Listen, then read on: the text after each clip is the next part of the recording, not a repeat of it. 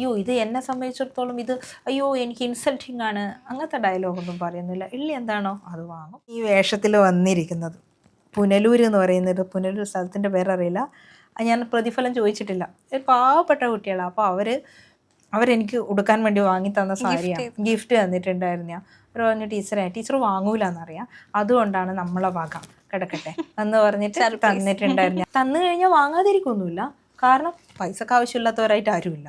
അപ്പോൾ തന്നു കഴിഞ്ഞാൽ വാങ്ങും, പക്ഷെ അത് കുറവാണ്.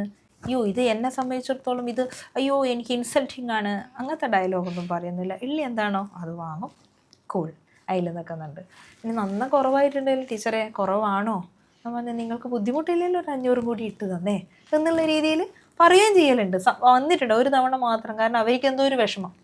നിങ്ങൾക്ക് അത്ര വിഷമം ഉണ്ടല്ലോ കിട്ടുന്നോ, കുഴപ്പമൊന്നുമില്ല, ആയിക്കോട്ടെ ടീച്ചറെ സന്തോഷം, ഇത്ര ഇടട്ടെ അങ്ങനെ കിട്ടോ കുഴപ്പമൊന്നുമില്ല എന്ന് പറയുമ്പോൾ